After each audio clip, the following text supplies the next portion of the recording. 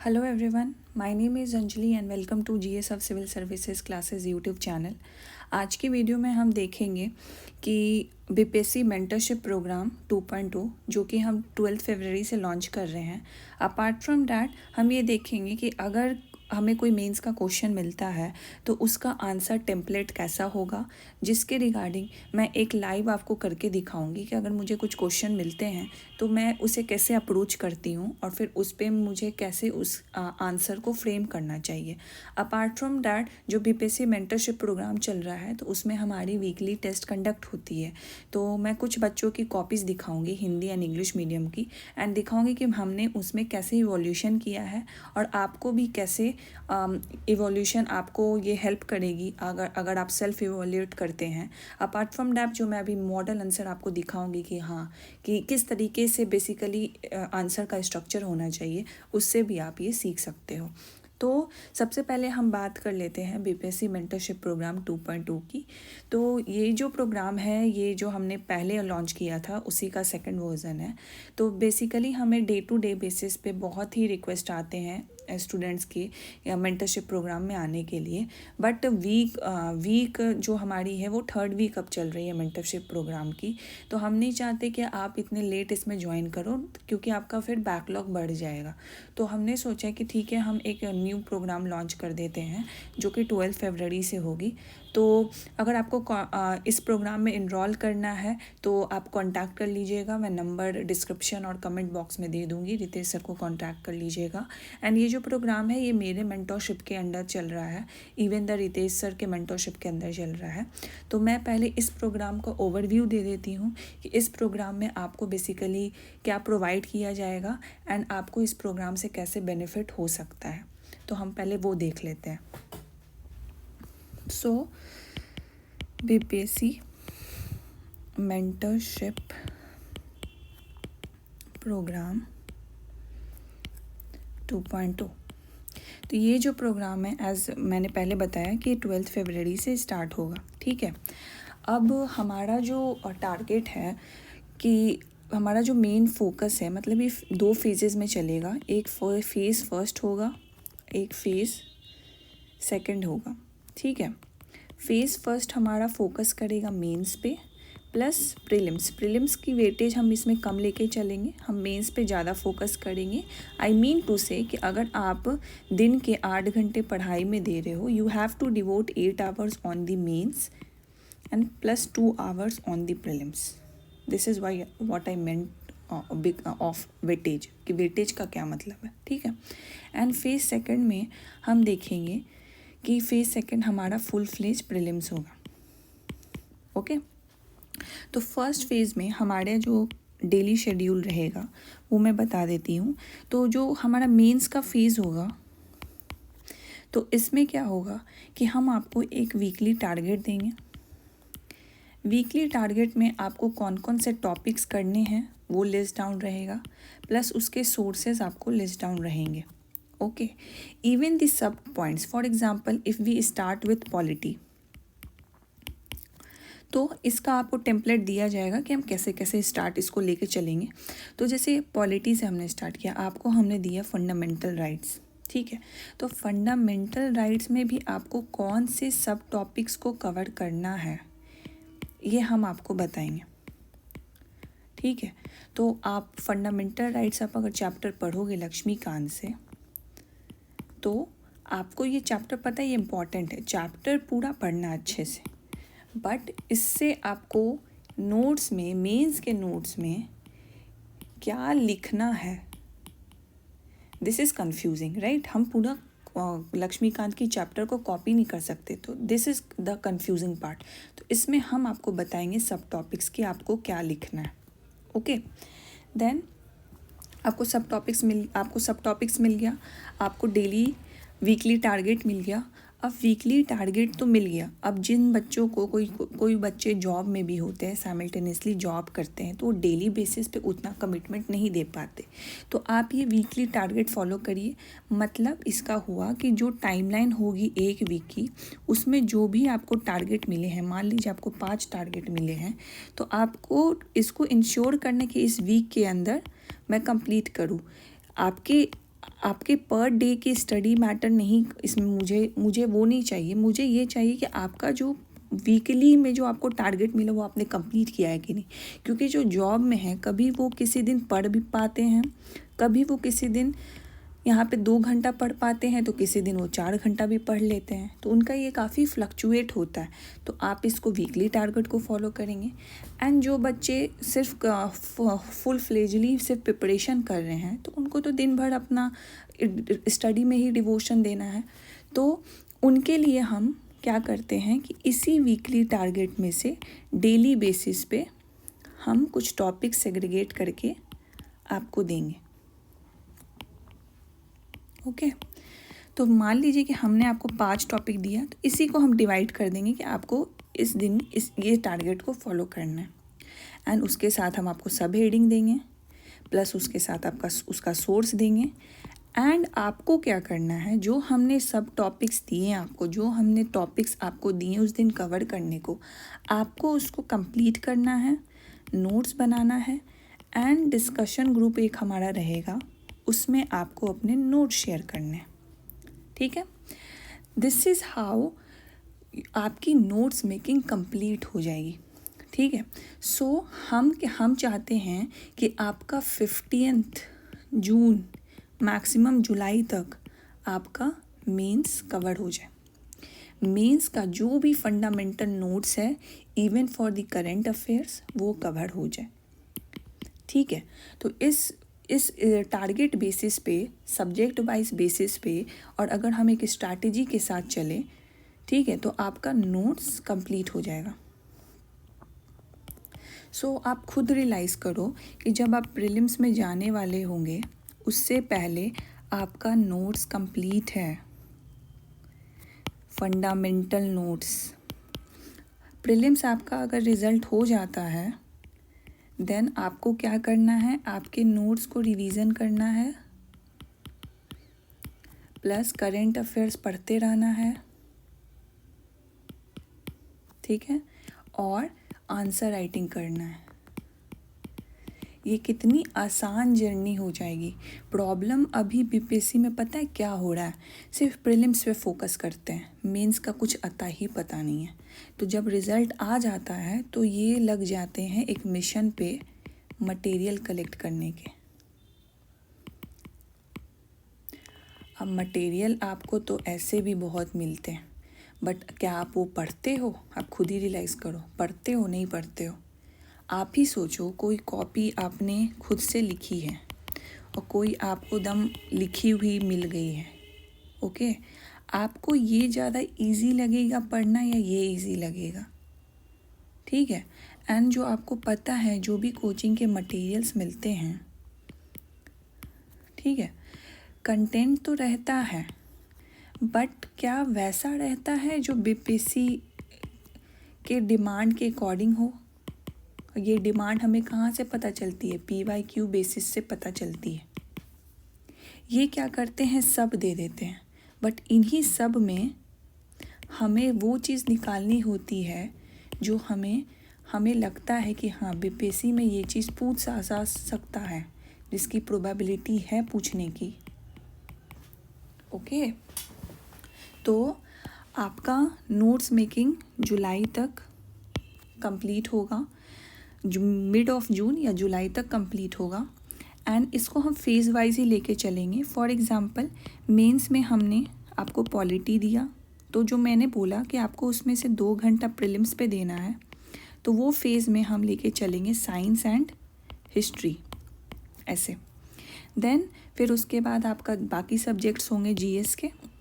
And सारा GS जब complete हो जाएगा, तब हम आपको करवाएंगे एसे, क्योंकि एसे के लिए जीएस का कंप्लीट होना ज़रूरी है।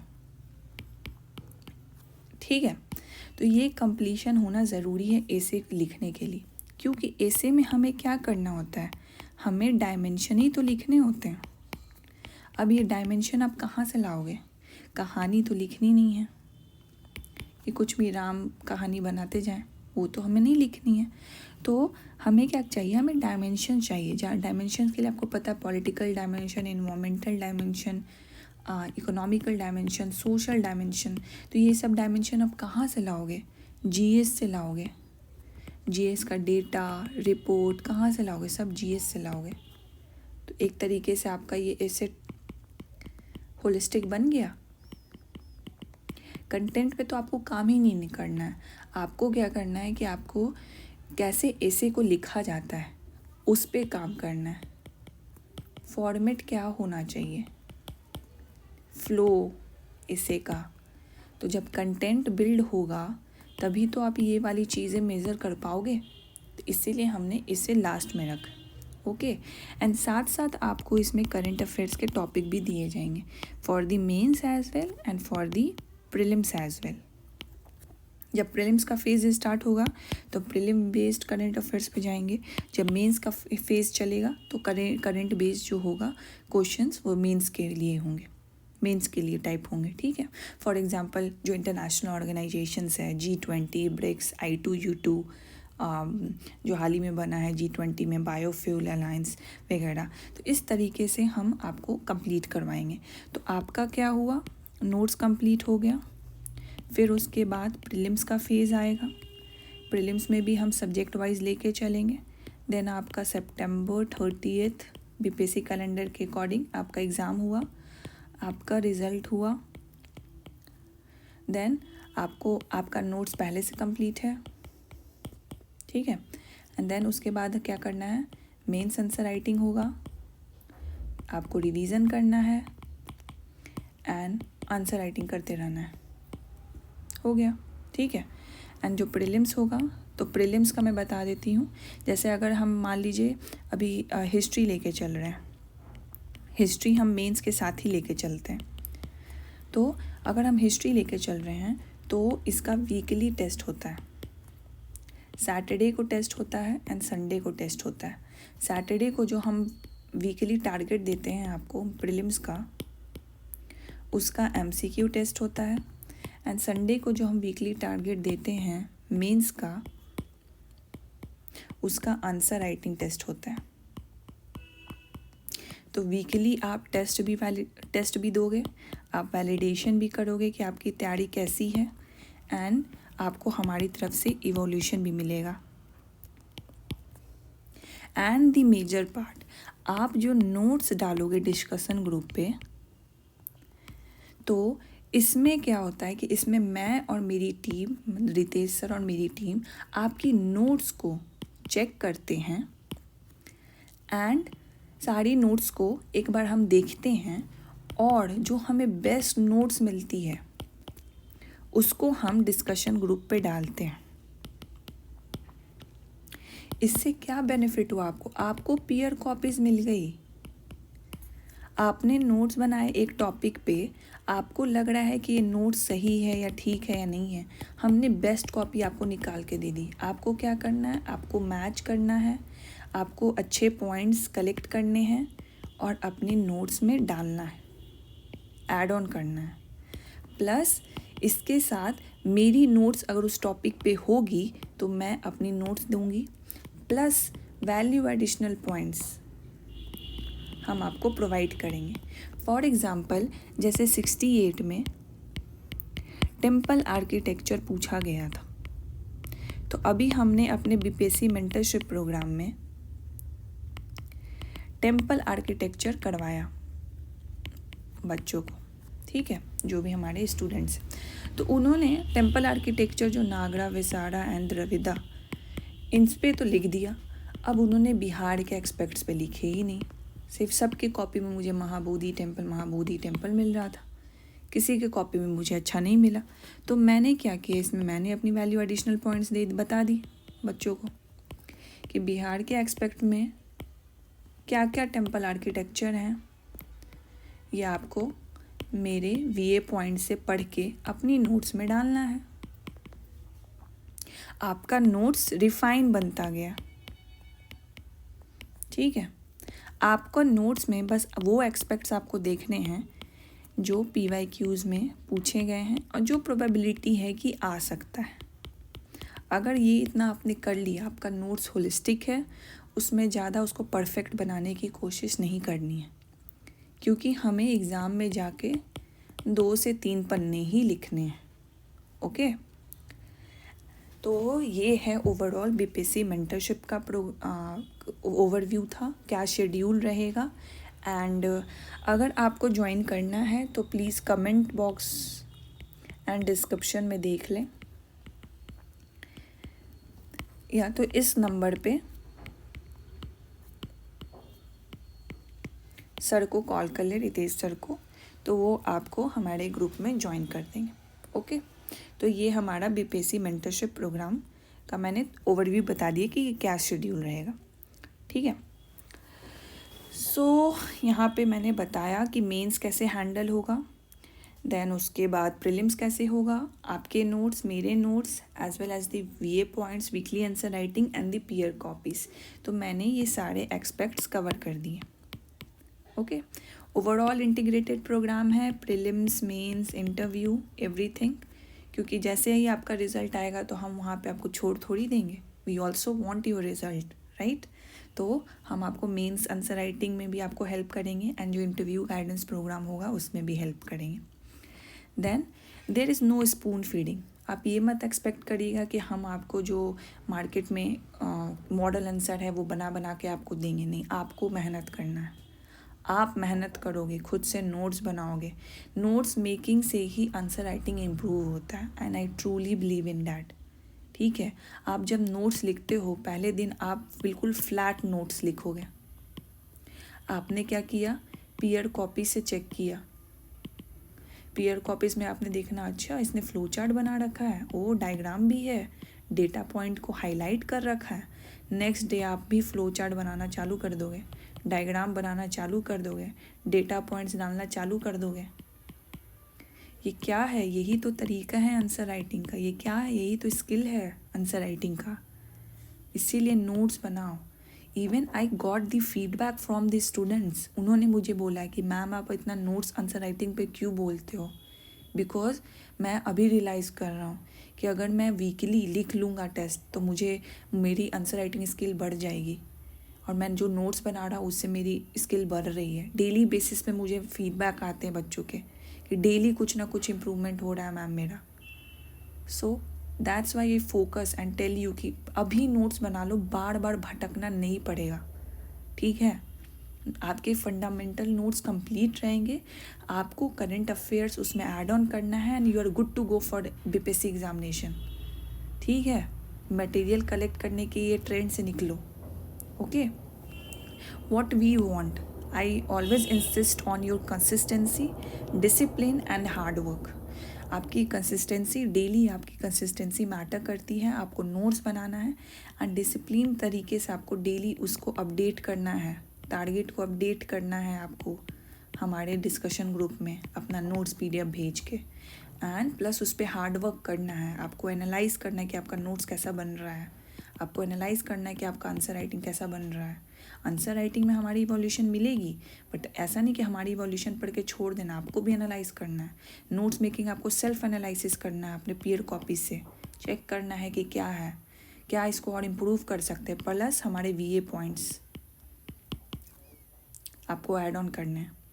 ठीक है, so the goal of our BPSC mentorship programme to make you आत्मनिर्भर। आत्मनिर्भर पढ़ रहे हो ना आप, सेल्फ रिलायंट बन जाओ, कहीं पे डिपेंड करने की ज़रूरत नहीं पड़ेगी। ठीक है, ओके। अब हम देखते हैं लाइव मॉडल आंसर सेशन। तो इसके लिए मैंने एक क्वेश्चन दिखाती हूँ। जैसे हमारी जो वीकली आंसर राइटिंग टेस्ट होती है ना, तो यहाँ पे आप देखो ये वीक 1 का है क्वेश्चन, जो वीकली आंसर राइटिंग टेस्ट हुई थी लास्ट संडे को। तो इस संडे को कल होने वाली है, एंड आज सैटरडे है। अभी मैं जो वीडियो रिकॉर्ड कर रही हूँ तो ये सैटरडे है, तो अभी आज होने वाली है प्रीलिम्स की, कल संडे है तो कल होगी मेंस की। तो इस क्वेश्चन में जैसे हिस्ट्री चल रहा है एंड करंट अफेयर्स चल रहा है, तो हिस्ट्री का था मेंस का एग्ज़ाम, तो ये तो 2 हिस्ट्री के क्वेश्चन हो गए। ओके, अब यहाँ पे देखो करंट अफेयर्स, तो मैंने सोचा मैं करंट अफेयर्स पे बता देती हूँ, क्योंकि हिस्ट्री का तो कंटेंट ऑलमोस्ट सबको मिल ही जाता है। तो मैं करंट अफेयर्स का मैं बताती हूँ कि करंट अफेयर्स को कैसे एक टेम्पलेट होता है उसको फॉलो करके आपको लिखना चाहिए। तो आप यहाँ पे क्वेश्चन पढ़ो, Israel Palestine dispute, what effect will this have on India economy. ठीक है, तो हमारा क्या क्वेश्चन है, 2 पार्ट में क्वेश्चन है। पहले तो आपको क्वेश्चन समझना है, 2 पार्ट में है। इजराइल पैलेस्तीन डिस्प्यूट, ये हमारा पहला पार्ट हो गया। एंड दूसरा हो गया इंडियन इकोनॉमी पे क्या इफ़ेक्ट पड़ेगा, ये हमारा सेकंड पार्ट हो गया। ओके, तो अब ये हमारा 38 मार्क्स का क्वेश्चन है। तो हमें 50% यहाँ देना है, 50% यहाँ देना है। ये 50-60 हो जाए मैटर नहीं करता, बट ऐसा नहीं करना है कि इसको 80% देना है, इसको 20% देना है, नहीं नहीं, बैलेंस लेके चलना। 55 हो जाए, 60 हो जाए, ठीक है, ठीक है, बट ऐसा नहीं इसको बढ़ा चढ़ा के 80-90 कर देना आप। तो ये हमारा फॉर्मेट होगा। बड़े क्वेश्चन को लिखने का ऑन एन एवरेज, अगर मैं सबकी एवरेज हैंड राइटिंग लेके चलूँ और जो वर्ड लिमिट देता है बीपीएससी, तो उसके हिसाब से 3.5 पेजेस इनफ होते हैं 38 मार्कर के लिए। 4 पेजेस तक आप जा सकते हो मैक्स, उससे ज़्यादा जाओगे तो फिर एक क्वेश्चन आपका छूट जाएगा। तो सबसे पहला है कि इजराइल पैलेस्तीन डिस्प्यूट। तो अगर हम आंसर फॉर्मेट देखते हैं, ठीक है, तो हमें स्टार्ट करना है। सबसे पहले हमेशा इंट्रोडक्शन लिखना है हमें। तो इंट्रोडक्शन में आप स्टार्ट कर सकते हो जो हाल ही में कन्फ्लिक्ट हुआ है, मतलब attack by Hamas plus retaliation attack by Israel on Gaza strip. हमेशा स्टार्ट करो रीसेंट से। इससे क्या परसेप्शन पड़ता है एग्जामिनर के कि जो कैंडिडेट है वो करंट से अपडेटेड है, ठीक है। हमेशा रीसेंट से स्टार्ट करो। देन उसके बाद बोल रहा है कि व्हाट इज़ इज़राइल, मतलब ये आपसे जानना चाहता है कि what is Israel Palestine dispute. तो आप यहाँ पे जो कीवर्ड है वही लिख दो, Israel Palestine dispute, okay. And then make a diagram, map, ठीक है। यहाँ पे आपने दे दिया Gaza Strip, West Bank, Golan Heights, Gaza, अब मार्क कर दो Gaza Strip, West Bank, Golan Height and Israel geographical region, और आपने ये दिखा दिया ये इज़राइल है, okay. Then Israel Palestine dispute. तो इसमें आप ऐसा कर सकते हो कि आपको पता है कि इनका जो डिस्प्यूट है वो ब्रिटिश जब कॉलोनीज़ थी तो ब्रिटिश ने प्रॉमिस किया था टू द जूइश पीपल कि वो उन्हें एक इंडिपेंडेंट स्टेट देंगे। तो जो जूइश लोग थे वो फिर पैलेस्टीनियन इलाके में आए एंड वहाँ पे उन्होंने अपना रिजीम चालू किया। तो एक तो आप ये दोगे कि जो रिलीजियस एंगल है, क्या है religious angle, Jewish versus Palestinian Arabs plus the issue of Jerusalem, okay. Then उसके बाद आप दोगे जो बैलफोर डिक्लेरेशन हुआ था जिसमें ये वाली प्रॉब्लम आई थी उभर के। देन उसके बाद दोगे जो अरब वर्सेस इज़राइल के बीच का क्लैश हुआ, ठीक है। देन उसके बाद दोगे 1967 वाली वॉर का, जिसमें इज़राइल ने अरब नेशंस को हरा के जो अभी उसकी टेरिटोरियल एक्सटेंशन है, जो प्रेजेंट में है, उसको कंक्वेयर किया था। ये डिस्प्यूट हो गया। देन 5 में ज़्यादा हमें एक्सप्लेन नहीं करना, हमें एक ओवरव्यू दे देना है। अब इसको आप और कैसे अच्छा कर सकते हो, आपने एक एरो बना दो, यहाँ पे लिखो कि कब से स्टार्ट हुआ, बैलफोर डिक्लेरेशन से, और ये अभी चल रहा है 2023-2024 में, इस तरीके से। और यहाँ पे आप लिखते जाओ। आपने, अब मैं एक एग्ज़ामिनर हूँ, मैंने ये देखा, मुझे एक नज़र में ये क्लिक हो गया, ओह अच्छा इस कैंडिडेट को डिटेल पता है, ठीक है। आपको जब कंटेंट पे कमांड रहेगा तभी आप ऐसा मैप बना सकते हो, समझे। और ये मैप आएगा आपके प्रैक्टिस से, ओके। देन उसके बाद अब्राहम अकॉर्ड, यूएसए का जो इंटरवेंशन था, ठीक है।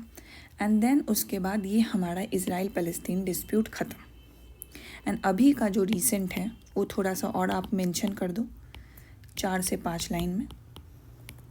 हो गया। अब हम आते हैं, हमारा जो पहला पार्ट था वो ख़त्म हो गया। क्या है Israel Palestine dispute, we are done here. अब हम आते हैं इंडियन इकोनॉमी इम्पैक्ट।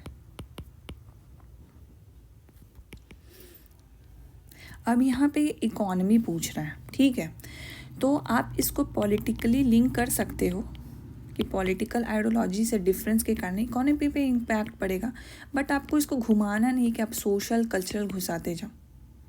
अगर लिंक है तो घुसाओ, वरना हमें इसको एड्रेस नहीं करना, हमें इम्पैक्ट पे जाना है। तो एक तो ट्रेड इम्पैक्ट हो गया, ठीक है, एक हो गया डिफेंस इम्पैक्ट, एक हो गया जो इंटरनेशनल जो रूट्स हैं, जैसे रेड सी वाला जो रीज़न है वो हो गया। G20 में आपको पता है कि जो India Middle East economic corridor India ने साइन किया था to increase its trade with the European nation via the Israel, वो हो गया। अपार्ट फ्रॉम दैट जो हमारे जो कल्चरल इम्पैक्ट्स हैं, तो कल्चरल इम्पैक्ट्स हैं, बट ये इकोनॉमी से कैसे इसको लिंक कर सकते हो आप, तो इकोनॉमी से ऐसे लिंक कर सकते हो कि कल्चरल इम्पैक्ट के कारण जो इंटरटेनमेंट का लिंकेजेस है वो कम हो गया। अब ट्रेड दिया आपने, तो आपने यहाँ पे बायलैटरल ट्रेड का डेटा बताओगे, क्या है डेटा। डिफेंस का बताओगे, आपको पता है रशिया, फ्रांस, जर्मनी, ये सबसे डिफेंस हमारा ज़्यादा है, लेकिन इज़राइल से भी हमारा है अच्छा खासा, मेंशन करोगे। साइंस टेक से रिलेटेड बहुत अच्छा हमारा रिलेशन है, तो साइंस टेक इनका यूज़ हम एग्रीकल्चर में करते हैं, तो अगर ये इंपोर्ट कम हो जाएगा तो फिर हमारा एग्रीकल्चर पे भी इम्पैक्ट पड़ेगा। देन फिर आप जियो पॉलिटिकल इम्पैक्ट बता दोगे कि हमारा इंडिया जो है मल्टीलैटरिज्म फॉलो करता है, इज़राइल प्लस USA, ठीक है, वर्सेस इधर जो भी कंट्रीज़ हैं, for example Middle East countries हैं, मिडिल ईस्ट कंट्रीज़ में जो अरब कंट्रीज़ हैं they support the cause of Palestinians. तो अगर इंडिया इनको सपोर्ट करेगा तो फिर इनके साथ इस इंडिया का रिलेशन बिगड़ ना जाए, तो ये सारे एस्पेक्ट्स को आप कवर करोगे। अब इनके साथ रिलेशन बिगड़ेगा तो आपको पता है हमारी जो ऑयल और जो भी पेट्रोलियम्स वगैरह आती हैं उस पर हमारा काफ़ी इम्पैक्ट पड़ जाएगा। ऐसा इम्पैक्ट पड़ेगा तो फिर हमारी जो एनर्जी सिक्योरिटी है वो ख़तरे में आ जाएगी, ठीक है। तो ये हमारा सेकंड हो गया इंडिया इकोनॉमी इम्पैक्ट। अब इसमें आप देखो कि इसमें आप एक्स्ट्रा क्या कर सकते हो। एक तो देखो India Middle East economic corridor, आप इसका मैप बनाओ। ये इंडिया हो गया, एक मिनट यहाँ मैं बना देती हूँ, ठीक है। यहाँ पे कहीं इज़राइल है, ये इंडिया है, ये अफ्रीका है। तो आप यहाँ पे मैप बनाओगे कि मुंबई से कनेक्शन करने का है जो इज़राइल तरफ जाएगा एंड देन फिर यूरोप में जाएगा। तो IME India Middle East economic corridor, ठीक है, इस तरीके से। तो इंडिया इकोनॉमिक कॉरिडोर हो गया। अब यहाँ पे डिस्प्यूट की बात कर रहे हैं, तो हमने डिस्प्यूट बता दिया, हमने उसका इम्पैक्ट बता दिया। तो अब हम यहाँ नहीं छोड़ सकते ना इसे, हम सॉल्यूशन बताएंगे ना। हम एडमिनिस्ट्रेशन में जा रहे हैं तो एडमिनिस्ट्रेशन का ये भी तो रोल होता है कि सॉल्यूशन जो भी रिकमेंडेशन है वो गवर्नमेंट को दे, ठीक है। तो हमें नहीं देना है, वी आर नॉट दैट, अभी हम वहाँ नहीं पहुँचे, बट जो हम पढ़ते हैं वो हम रिकमेंडेशन देंगे ना। तो जैसे इंडिया ने रिकमेंडेशन आप क्या क्या दे सकते हो, एक तो 2 नेशन थ्योरी दोनों रहे, इंडिया का सॉफ्ट डिप्लोमेसी, USA का एक्टिव रोल, रिकमेंडेशन हो गया, and then we can conclude. अब आप ये टेम्पलेट देखो कि बैलेंस है कि हाँ मेरा 50% पार्ट गया इज़राइल पैलेस्टीन डिस्प्यूट पे, एंड देन मेरा 50% पार्ट गया इंडिया इकोनॉमी इम्पैक्ट पे, एंड फिर मैंने एक सॉल्यूशन भी दे दिया और मैंने कंक्लूज़न दे दिया। This is the balance answer. Okay, तो अभी जब मैंने आपको दिखा दिया कि ये कैसे हम इसको लाइव मतलब मॉडल आंसर को फ्रेम करते हैं, कोई भी आंसर का टेम्पलेट क्या होता है, देन चलो हम देखते हैं जो एनरोल स्टूडेंट्स हैं उन्होंने भी अपने आंसर्स दिए हैं, तो मैं उनका इवोल्यूशन आपको दिखाती हूँ। तो let me open that PDF।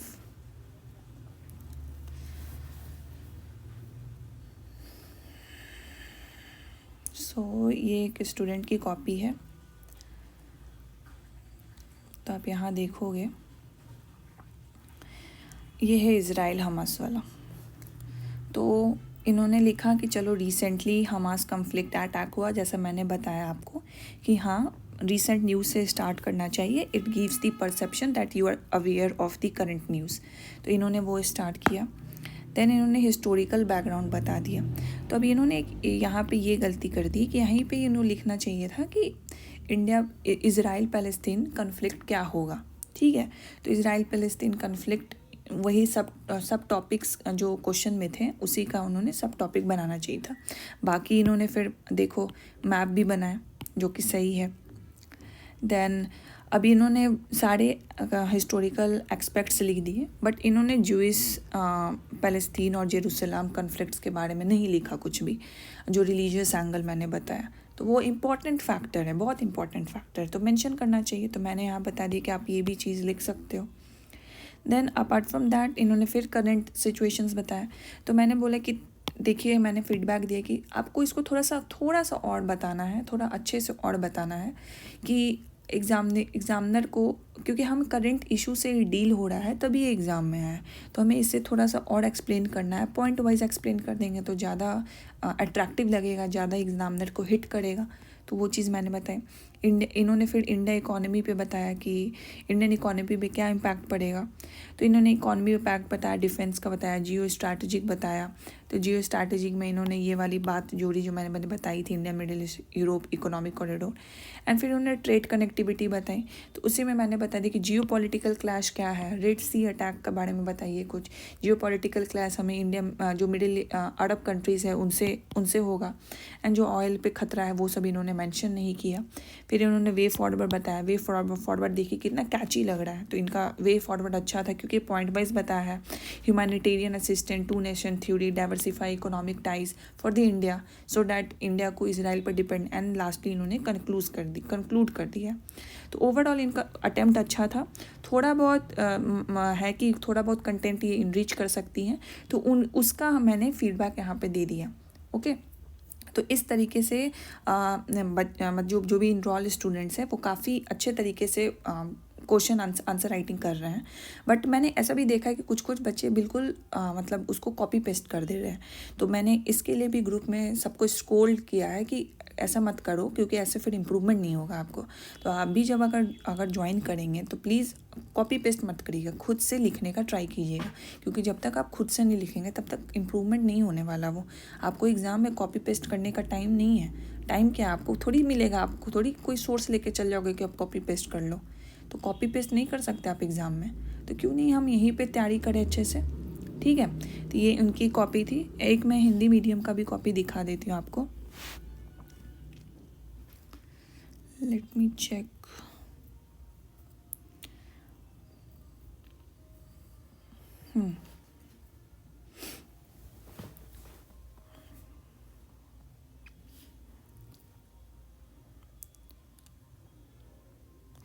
तो यहाँ पे इन्होंने लिखा है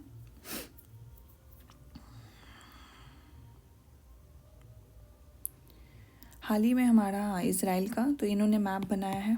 ठीक है, एंड इन्होंने हिस्टोरिकल से स्टार्ट किया। हिस्टोरिकल से ठीक है स्टार्ट कर सकते हैं, बट आई प्रेफर कि आप रीसेंट न्यूज़ से स्टार्ट करेंगे तो ज़्यादा बेहतर रहेगा। एंड फिर उन्होंने सारे हिस्टोरिकल बैकग्राउंड दिए हैं।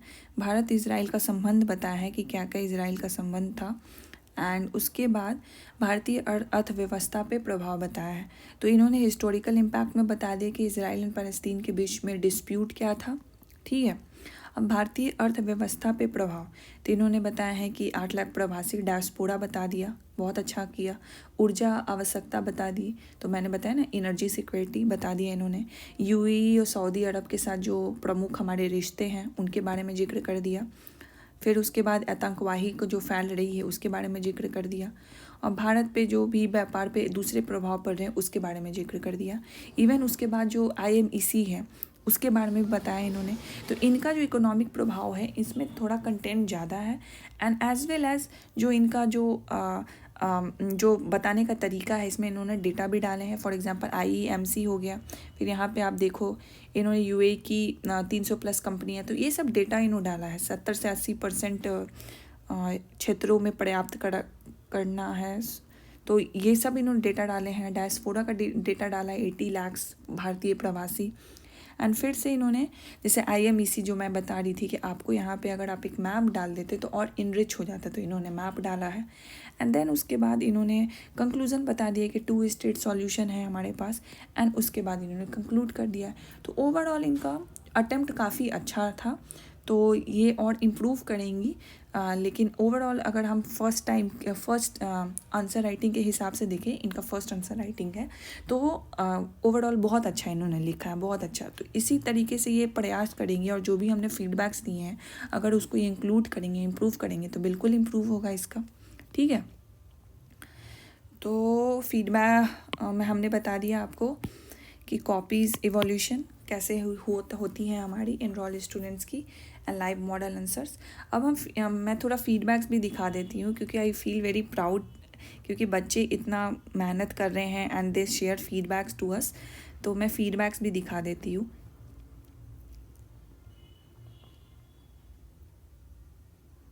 दोज हु आर इंटरेस्टेड आप पॉज करके रीड कर लेना।